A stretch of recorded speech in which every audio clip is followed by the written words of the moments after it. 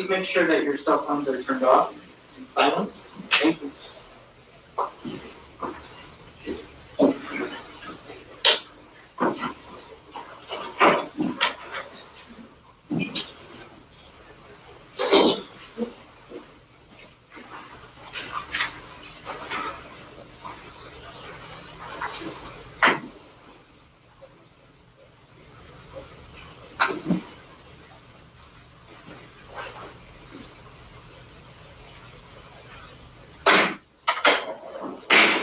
All rise. The Court of Appeals Division 1 is now in session.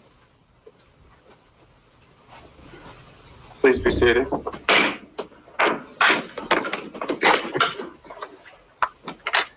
Like I said, please be seated. Sorry.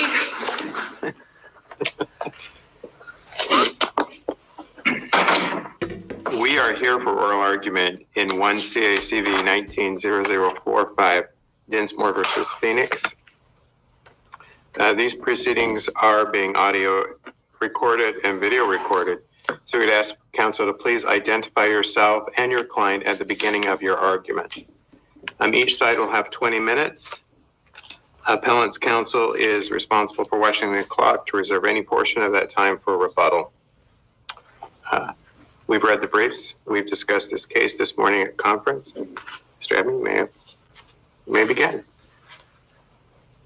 Thank you, Your Honor. May it please the court, my name is David Abney. I'm here representing the appellants. Also with me today is my colleague, Ryan Skyver. Thank you for the opportunity to have oral argument. I fear it'll probably be a relic of the past where we're going to sequester everybody and quarantine everybody, but it's a good chance to be here today.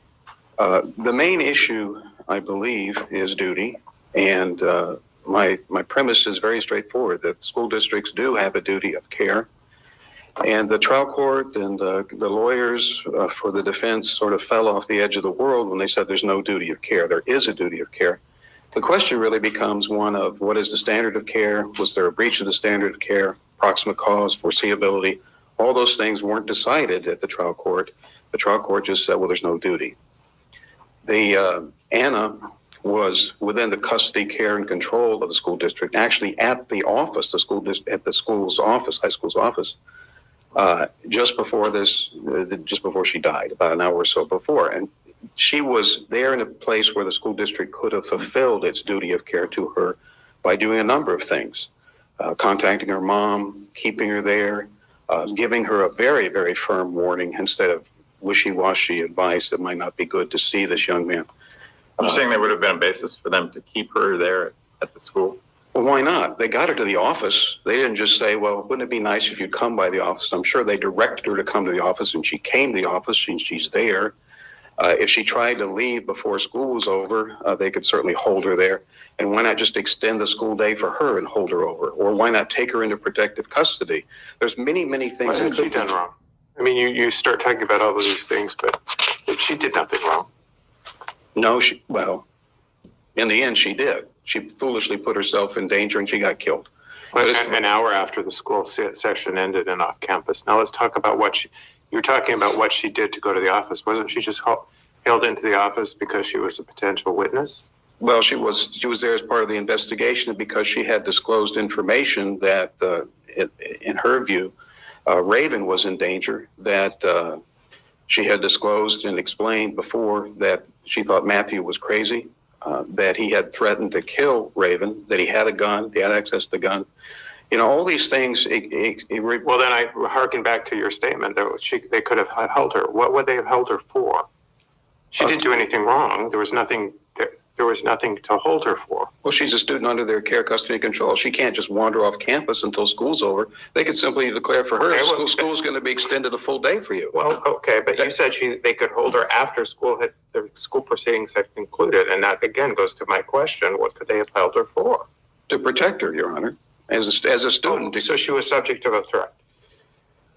She was proposing to deal with a young man who had made a death threat against her best friend, and who she said was crazy, and who she said was a dangerous person. So she was subject of a threat? Was she threatened? I do not believe so, Your Honor. In fact, so you've admitted to us that she was not threatened So what obligation did the school have? What were they obligated to do since she was not threatened?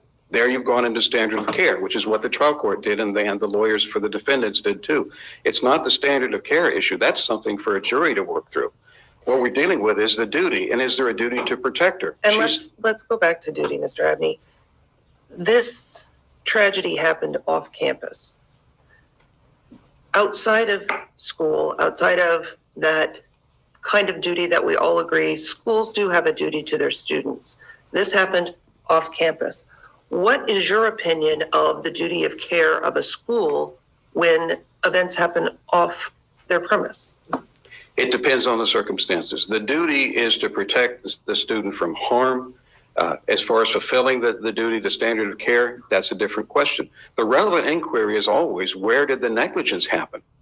The negligence happened on campus in that office when she was under the care, custody, and control of the school district. At that point, the school district had a duty to act to protect her. So are you saying that if there's no information that is available to the school during school hours regarding something that's going to happen after school hours, there would not be a duty? Or you're saying that's just independent of there's a duty to protect students in general, but it's simply not implicated? The duty of care exists, but as far as what happens in the future, you're again, foreseeability, proximate cause, standard of care. But a school district would have to go to trial. There's an accident, not an accident, but something that happens. There's gang activity on a weekend, and there's no evidence that, or there's just some rumors that there's going to be gang activity. Is the school district has to go through a trial when there's any information that the school was aware of it? The school district has a duty to the students, but if there hasn't been any information that's been provided to the school, they have to go through a trial on whether they carried out their duty to the student? I would think not, but I would also think that the question answers itself. If there's no negligence at the school ground, and there isn't, I don't see any negligence on the school ground. And how about just there were some rumors that there's going to be some gang activity on Saturday at the park? Does the school have an obligation to call parents and let them know that they've heard that there's an allegation that there's going to be gang violence? And during school hours, the school learned about these rumors and did nothing? There again, I think the question answers itself. If there's negligence under those circumstances, there might be liability. The question is, where does the negligence happen? Not where the end result happens. If the negligence happens on the school district grounds, then yeah, there So, Mr. Abney, let me make sure I understand your argument. Let me get this in real quick. You're saying that we look to the negligence to determine the duty? No, not exactly. You need to determine where the school district learned whatever it learned in a situation like this, and it learned it on campus. I understand that. But the duty is there already. So if the duty is there already, right? Why are we looking at anything that happens after that? Well, the end result of any tort is the actual damage. The beginning is the negligence. But duty is a question of law that we look at basically in a vacuum with the information that we have, right? I feel like you're conflating duty and standard of care in the opposite way you're accusing them of. So let's talk about duty. What was the school district's duty to that student off campus? You think because there was information on campus, that duty extends to activities off campus is what you're saying? Well, in a way, yeah. If I try to, I hope I can define this a little bit better. The duty exists on campus, certainly. The student is right there in a place where she is, where the school district has a duty to protect her, to safeguard her, and does nothing.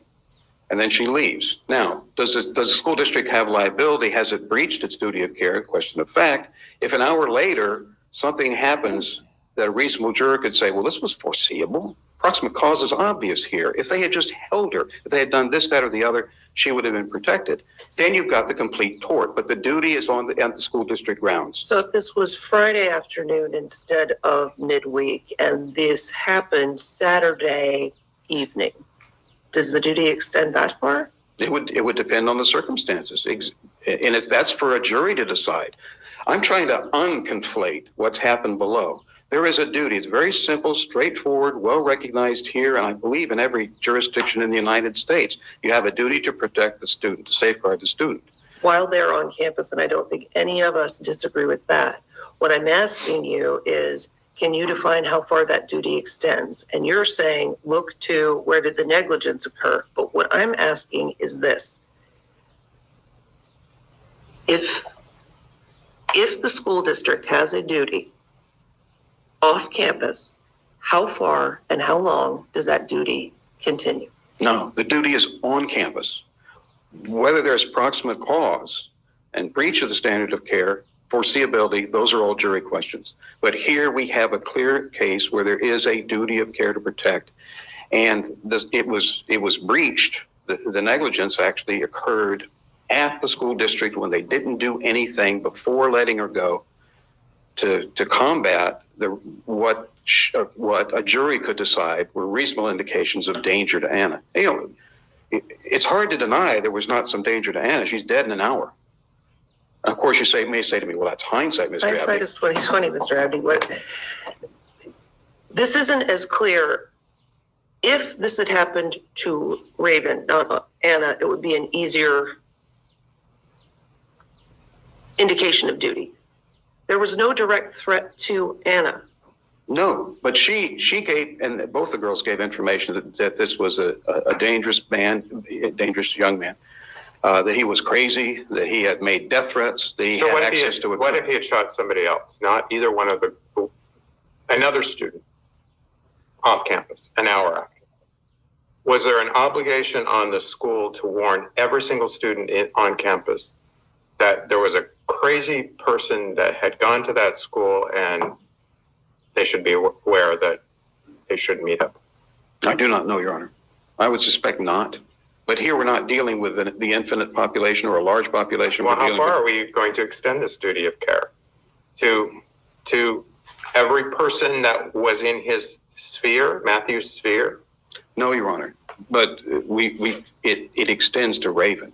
She's right. Clearly she's the subject of a threat. Pardon me. It extends to Anna and Raven, but Anna is the focus here. She's right there. She is the school people, the police officer. They know that she regards this young man as crazy. But there's testimony that she was not afraid of him. Oh no, she wasn't. How nice to be 16 and think you can live forever and be naive as a doorstop. And that's why they have to protect her. She's a kid. She doesn't know any better. She may say, oh, I'm fine. I'm going to go, I get this image, I'm fine. I'm going to go talk to him. Everything's going to be fine. Well, you don't talk to crazy people when you're a kid. You just get hurt. And they should have known that. But they didn't do anything. And they could have. She's right there. And they have a duty to protect her. And instead, an hour later, she's dead. And they say, well, we didn't know anything.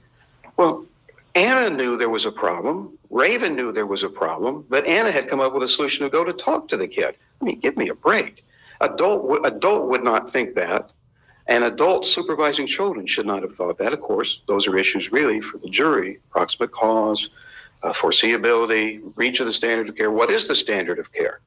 Like I'm saying, just trying to separate these and keep them as separate as they can be and should be, because the duty is there. Whether it's been a breach, whether there's proximate cause, those are issues for the jury. I go back to my rather inarticulate hypothetical where there's, let's say there's gang activity that doesn't necessarily involve any student, just that there's gang activity that's going to be at a park. And the danger to students is just if students decide they're going to go to the park on Saturday when there's going to be some gang activity. Is that something that implicates any need for action on the part of the school? It might under the proper circumstances. I mean, suppose the school knew that there was a coronavirus with certain students and they were going to get together to have a rally against oppressive quarantine measures at the park on Saturday. Who would think there's not a duty to say to the other students, keep away from the park? And here, if you know there's going to be gang activity and violence at a park, who would say there's not a duty to warn the students, stay away from the park? We want to protect you. We're a school district and our duty is to protect you. There's a dangerous highway. There've been a lot of accidents on the highway. we're going to tell students not to, we're going to expect a school district to say, don't drive on this road. I think that's a bridge too far, Your Honor. But the example you gave, and I think it was very articulate, by the way, it's a logical place where you'd say there is a point here where the school district does have a duty to warn of general events it may know about. But here we've got much more specificity in what's going on. And the fact that Anna says, I'm not worried about myself, that should have rung alarm bells in any adult mind. I think that the case that really helps us out here is NL, and I would ask the court to take a close look at it. I know it's Washington, and the duty of care in Washington is some sort of weird. It's inconsistent with Quiros, isn't it? Quiros. Now there's an interesting case. Well, but before you get there, and I'll let you get there, but isn't that case inconsistent with Quiros? No. Let's see the Washington case. No, because Quiros recognized several times that the common law can provide the duty of care, which common law, and they're talking about, I've always thought about this when these duty cases started coming down, that there's several firm sources of duty, statutes, public policy, if it's been recognized as public policy, and what I would call venerable or long-lasting common law principles. One of the most concrete principles in Arizona law has always been that a school has a duty to protect its students, and that has not changed at all. So I think Quiros is actually right on point as far as recognizing the existence of common law duties. Plus, it also recognized the undertaking duty. I think paragraph 66, 67 of the Quiros opinion deals with duty by undertaking. If you undertake to do something to protect somebody, then you have a duty to do it in a non-negligent way. We're not in that box here, though. We are in that box. We are in that box. Isn't the box of the student, school-student relationship, isn't that enough of a box to create a duty? It's a great box, but there's also a duty for the school district and for the police officer who was there to protect students because he was hired by the school district. They both there was some wishy-washy, namby-pamby, I don't know what adjective is right, efforts to warn Raven not to go there. Basically, make good choices, and maybe you shouldn't meet him. And that was an undertaking. It's what we ran. But that's in the context of the person giving that advice wasn't aware of the that Matthew was on campus with a gun, isn't it? Well, there were rumors. Now, it turns out the rumors may have been false. But what you're dealing with at this situation is you've got rumors that he's on campus with a gun, and you've got knowledge that he has access to a gun. You've got Anna's. But is that the type of undertaking to protect that would create a duty? It's enough. It's enough. If you're giving advice to people about what they should do. What's your best case on that? The ones I've seen are usually where someone has said, "We will protect you," kind of thing, where somebody calls in with a threat, we'll send someone to protect you. I'm not aware of cases that are this tangential, and I'm not sure we need to go there when you have the duty box of the school-student relationship. Well, I cited a number of cases in the brief, Lloyd, for instance, and in a way, Austin is an undertaking case as well. Austin versus City of Scottsdale police undertaking case. I mean, all the police dispatcher did in that case was to look in a phone book and couldn't find the name of the proposed victim and just said, and went on with their day. But here we've got more. We got giving advice to Anna about what she should do. They should have done a lot more, but they started. This is like what we ran into in law school. Maybe you did. Professor Dobbs used to say, at common law, you're walking past a pond and there's a child drowning. It's not your child. It's not a child you have any dealings with, any custody or anything. You can walk on by and let the child drown. No duty. But once you leap into the pond to try to rescue that child, if you do the rescue negligently, you've got a duty of care. If I may reserve my remaining time. All right. Thank you, Mr. Abney. Thank you.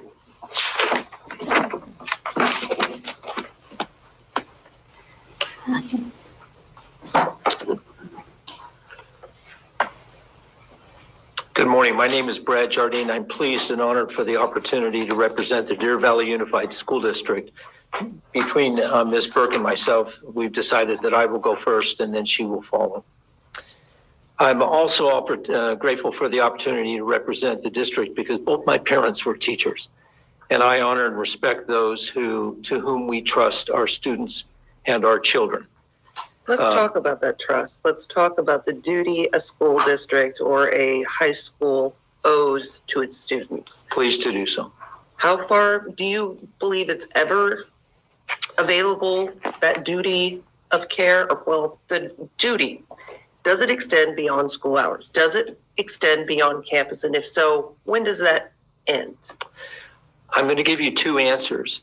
The first answer and the clear answer to your question is answered in this court's decision in Monroe versus Basis School, a decision out of 2014, where this court indicated and held that where a duty arises from a special relationship, and there's no question that a student-school relationship is a special relationship as defined by Quiros and a number of other decisions, that duty is tied to expected activities within the relationship. Quote, in the student-school relationship, the duty of care is bounded by geography and time. But it doesn't Monroe just involve an accident that occurs after school? Yes. But isn't that very different than the question here would be, did you become aware of information that at a minimum a parent wouldn't want to know? And so you became aware of this information. You're sort of filling in the role of a parent. That's part of this. You're in this duty box because you have a school-student relationship, and you become aware of information that every parent in the world would want to know. Let me go. The hypothetical I would give is, you're aware that the student is going to cross the street and someone has threatened to shoot them 5 minutes after school across the street. So it's not going to happen on campus, but you become aware of that. Are you suggesting there's no duty there? That, again, is going to depend upon more facts than I think than you have given us. These are the facts, but under those facts, you become aware someone reports a threat that a student is going to cross the street and 5 minutes later is going to be shot by somebody. It happens off campus. So, I mean, under the rule that it's not happening on campus, that you're suggesting there's no duty to do something. I am not. Your question is referring to a victim who is the target of the threat. We are here dealing in this circumstance with a young woman who was never the target of a threat. And there is no, to answer the question, there is no policy, nor regulation, nor requirement under common law or otherwise to advise the parent of a student who's reporting conduct, but whom is not the target of the alleged threat. Why isn't there a fact question as to whether this particular person is at risk? Precisely for the question that was asked by this court. I apologize, I don't remember which one of you asked the question. The question was, to whom do we extend that responsibility? If there is a threat of a person who is going to commit some bad deed, to whom then does that duty extend? Do we call all the children or all the parents of all the students who are there? But doesn't that just go to the reasonableness of how you're carrying out your duty? It could, but that also depends, as we indicated in our brief, that this court has the responsibility to set limits under the causation, because if I think the example we used had to do with lockdowns and things like that. Do you always call every parent of every student who might possibly be involved with this circumstance? It is the responsibility of this court to set those outer limits. We briefed that, we said so in our brief, but we're dealing here with Anna. As tragic as this circumstance is, she was not the target. She was not the person who was targeted by this threat. And she knew that. But she's part of it. It's a small group. It's a small group of people who are presumably involved in the altercation. There's Anna and Raven and Matthew are kind of at the center of this dispute. We're not talking about every person in the school, but certainly the relationship between Anna and Matthew, Raven and Matthew, and Raven and Anna is what seems to be precipitating this dispute, or at least the threat to Raven. It seems like isn't there at least a fact question as to whether Anna there is some danger to Anna? Why isn't that a fact question that's apart from it?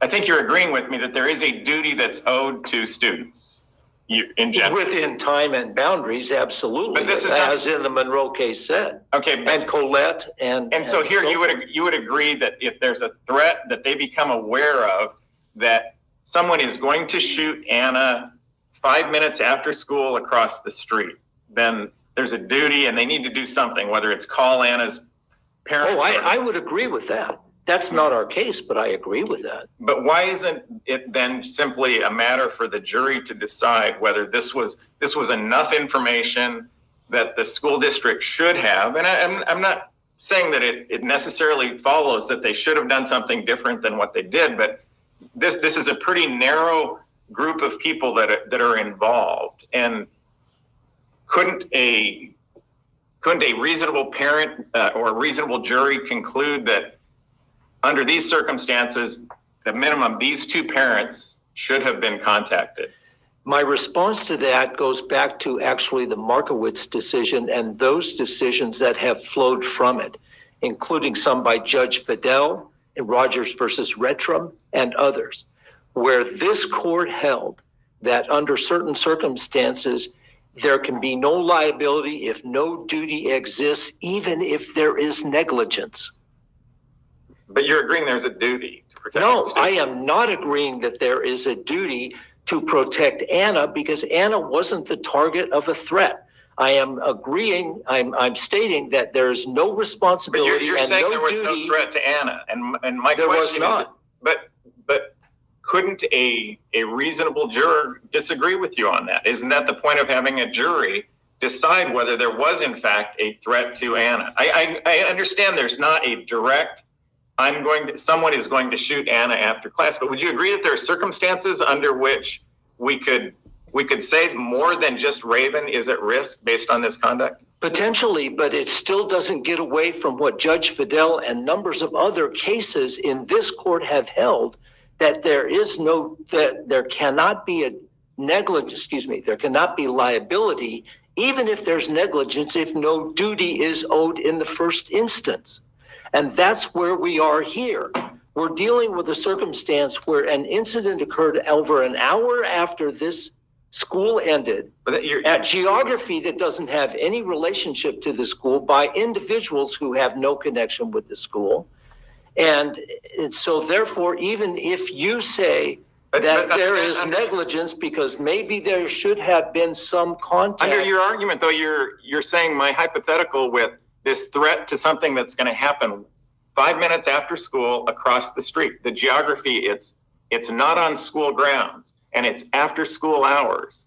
And that seems to me different than whether there's a duty. The duty is to do something that you become aware of during school hours. And Judge, I think I agreed with you that would there be a duty to that individual where there'd been a threat to harm that individual 5 minutes after school's out? I agreed with you that there would be a responsibility. The basis you're saying that the geography somehow matters. And that's what I'm pushing back. It matters according to Monroe. And it matters according to the statutory scheme that we have cited to this court. It matters to Colette. But you're saying it doesn't matter where there's been a direct threat to someone that's going to happen off campus. It's an interesting discussion, but we're not there. That's not our case. Well, isn't the answer that there's a direct threat on the campus? Yes. And therefore, that's where the duty arises, and Yes. the fact is carried off outside. But Precisely. when there is not a direct threat on the campus, there is no duty. Precisely. That's not our case. Exactly right. There was no threat to Anna. It wasn't made on campus or off I campus. guess I just have a hard time saying there's no duty, because I'm reading Kiros and these other cases as saying duty, you can't create duty based on foreseeability. But, Correct. But if you have a separate box that's already there, the school-student relationship, there's a duty. And what you seem to be, where at least the way I'm interpreting it, that just, the argument you're making goes to whether they carried out their duty reasonably. And you may have a very compelling argument that they did, but I'm not seeing it as removing the duty that you had once you've learned about information while the student is on campus. And there may have been something that you can do while the student is on campus, whether that is, I'm not necessarily agreeing that you can hold somebody there, but maybe it's calling a parent. Judge, with all respect, there was no threat to Anna on campus. But that's your interpretation of the evidence. I thought Mr. Abney conceded that there was no threat towards Anna. He did. But I don't think he conceded that she wasn't in danger. I don't know that he conceded that. If he didn't, he should have.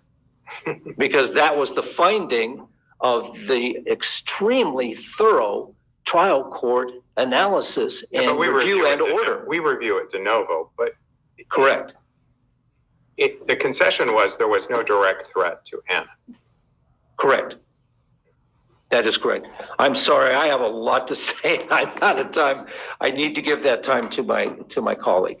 All right, thank you. Ms. Burke. Good morning, Your Honors. May it please the court.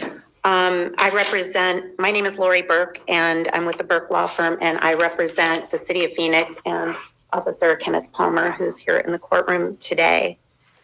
The issue of duty as it relates to police officers is very clear, and we need to look no further than the Noriega case and Quiroz.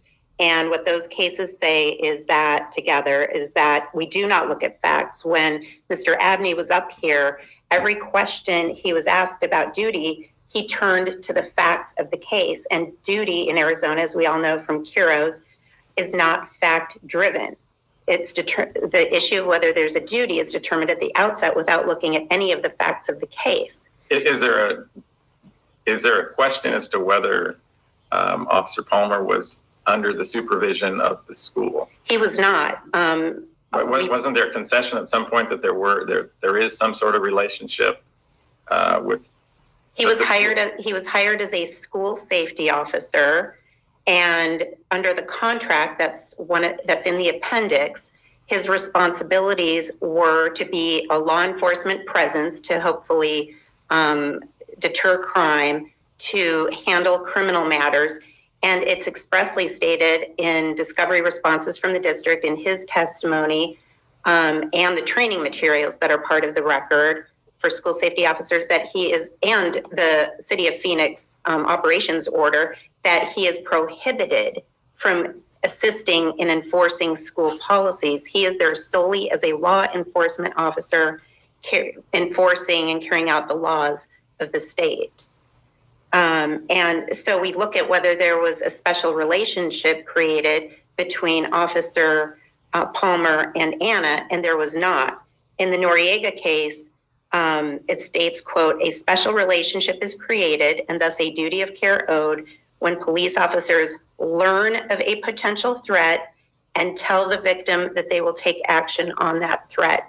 Neither of those were present here. Mr. Abney acknowledged that there was no threat to Anna, and Officer Palmer, who didn't perceive there to be a threat either, made no promise to protect her because he felt there was no need to do so.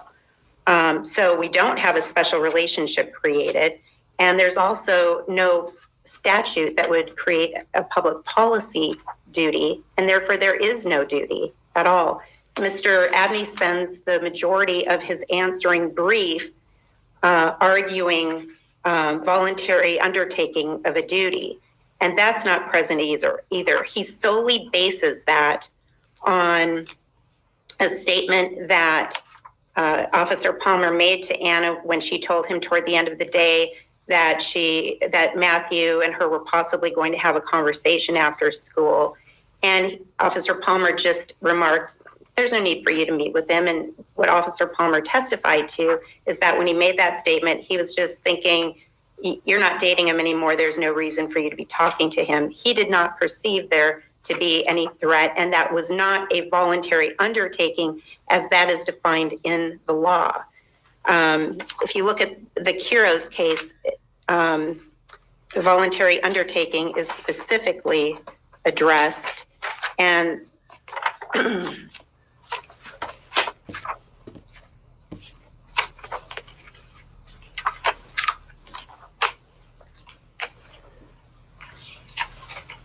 it states that a duty based on a negligent undertaking does not arise solely because a defendant committed an act that might harm someone. Rather, a duty based on a negligent undertaking exists when a person who otherwise owed no duty to plaintiff voluntarily agrees to provide services for another person. Under such circumstances, the person assumes a duty to exercise reasonable care. Officer Palmer did not volunteer to provide services to Anna in any respect. The examples that the cases give are where a radiologist is hired by an employer, and this is in the Kuros case, I believe. A radiologist is hired by an employer to review a job applicant's x-rays for a pre-employment exam. That radiologist assumed a duty of reasonable care. In the, trying to remember what that case is. It's State Farm's the appellee, and it's cited in the materials. I just can't remember the first name, but it's State Farm is one of the parties. It was a bad faith case, and the issue was whether the insurance company had assumed a duty to defend its insured. And State Farm had said, their insured, will take care of it, and then later try to get out of the duty to defend. And the court said, no, you voluntarily undertook to do that. And other examples of... Can I ask more about, I'm more interested, I think, in whether the officer was acting as an agent. It seemed like the disclosure statement said that he was acting as an agent for the school district. Why isn't that enough to at least create a fact issue as to whether he was an agent or not? But only in a law enforcement capacity. So first of all, that's not a judicial admission. That's certainly... But you would agree it's evidence. It's evidence, sure. So if it's evidence, why can't a jury just consider it? Because I don't even think we need to get there. His only duty, even if he was an agent of the district, is to provide law enforcement services. The scope of his agency is based on the contract between him and the school district, which is in the appendix. And it clearly sets forth what his duties are, and none of them entail carrying out policies and enforcing policies of the school district, even if he's an agent of the school district. But if he's an agent, why isn't there at least a fact question as to whether acting in that agency role, he gave the school enough information for them to respond reasonably? Because you have to look at what the scope of the agency is. What does the contract say? The contract says he is only there to provide law enforcement services as a police officer, and he is not to be involved in enforcing policies, carrying out policies. Plaintiff's own experts, and we've cited this testimony in the materials, testify that Officer Palmer had no responsibility to call Anna's mother. But I think the argument that they would be making is that there's a responsibility to thoroughly investigate. And if there's some suggestion that it wasn't thoroughly investigated, he's acting as an agent, that has nothing to do with carrying out district policy. And I'm not saying there's compelling evidence that he did something wrong, but that their argument is you're an agent of the school, and if you don't do the investigation, that's on the school. Let's say he didn't interview anybody and he told the school that he had in fact interviewed people. Is that not something a jury could take into account and say the school's own agent said he interviewed people, but he in fact didn't interview anybody? But that's not a duty owed to the student.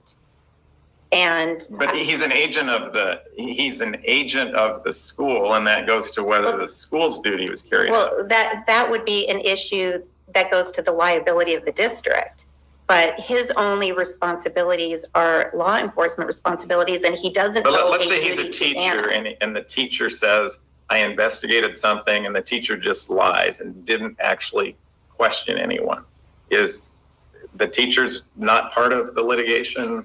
Under those circumstances? That would be an issue for Mr. Jardine to address as to the issues of issue of duty of teachers and what's required of them. But Officer Palmer had no responsibilities to teach, to do anything that a teacher would do. Let's say he's just an investigator that the school district has hired, and he's not affiliated with any police agency.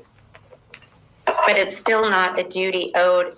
That would be, I guess, a third-party beneficiary analysis. And if none of the students are designated as third-party beneficiaries in the contract between Officer Palmer and the school could certainly terminate his employment.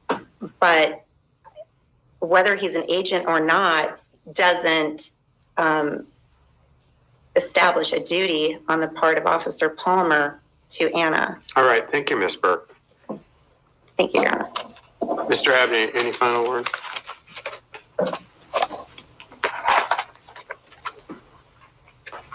May I have an additional hour to address?